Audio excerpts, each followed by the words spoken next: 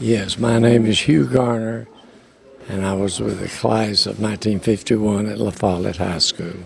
What do you recall from your days at La Follette High School playing for Coach Jack Armstrong? Well, Jack was a fair-haired boy from down in Lenore City, and was a tremendous athlete in all sports, not just football, which he coached and which he played in college. Now, where did you practice and play the games when you attended La Follette High School back in the late 40s, early 50s? Well, at the time, the high school was on that main street in the old high school building, and the football field, the practice field, the game field and all was in the hole down behind it there. And if you'd ever been down there, you'll remember it. Did they call it Liberty Park in those days? No, they didn't. I don't know that it even had a name in those days. What kind of crowds would you have come to the Friday night football games? Well, it'd be just packed for whatever you had. We had a kind of a homemade concrete stadium for people to sit on, and then on the other side, I think you stood on the side of a bank, and that wasn't much of a field.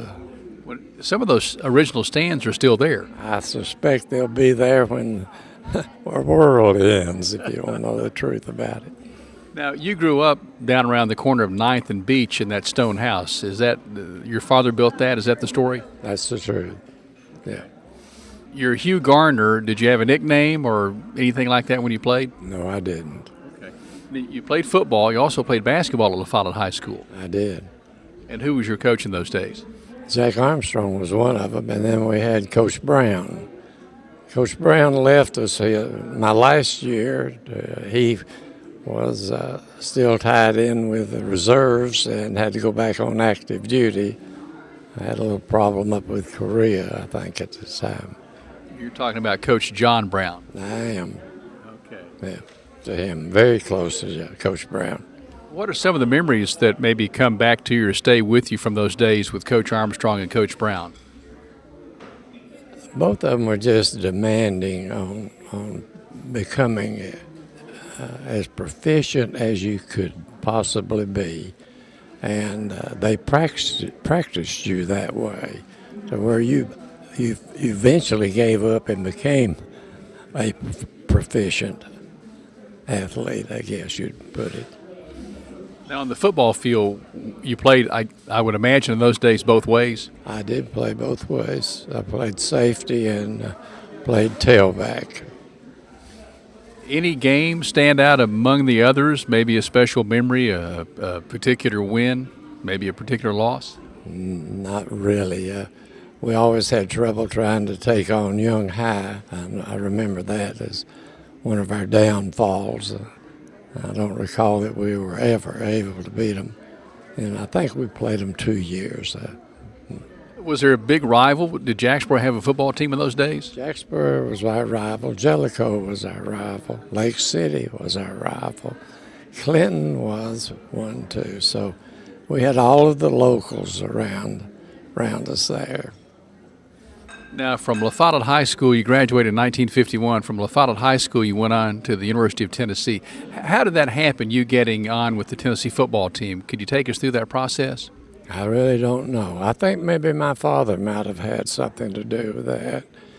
Dad was well known in the educational world, and I think he and General Nealon may have had a friendship or whatever. At any rate, he said, get your bag packed and go on and check in over there. So I went over and became a scholarship and on the football program. You were on the 1951 National Championship team at Tennessee. I did. That was your freshman year? That was my freshman year. I started 3 or 4 games and hurt my shoulder and didn't get to play anymore that year, so I lacked about 3 or 4 quarters lettering as a freshman. So And you made up for that the next 3 seasons. I did. At Tennessee, you played only one position. Yes, played defensive halfback. And then I played some offensive football. Did you play tailback on offense? Some, but not very much. I played mostly defensive. Okay. There was one particular game. Did you not play the entire game? I played several. As I recall, some of them I didn't know whether I was going to get off of there or not. What about some of those games at Tennessee? Is there a memory or two that maybe stays with you from some of those special games?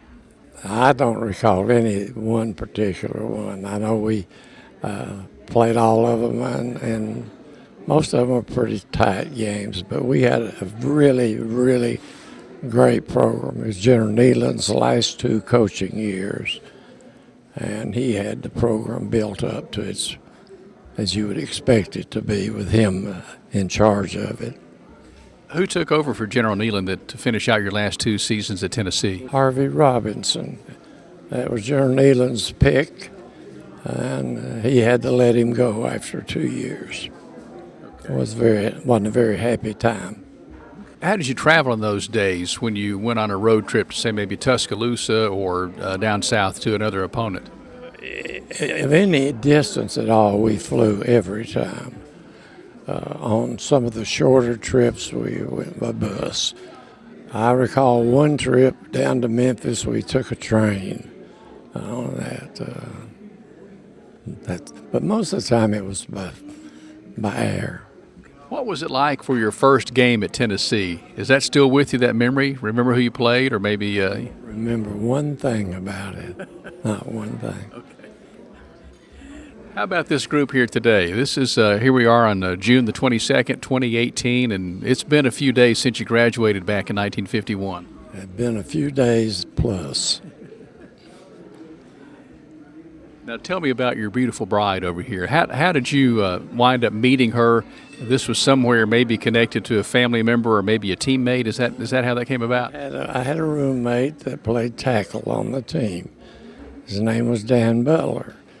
Dan married her sister, and I was in the wedding at Dan's request. So I met her at when I married my roommate off to her sister, and that's how that came about.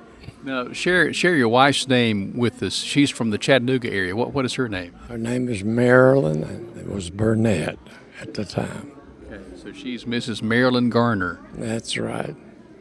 Now, she had mentioned about growing up in La Follette here and said that was very special to grow up here. I guess she has maybe some memories that you've told her about here growing up. It would be my memory and her listening to me, having no other choice.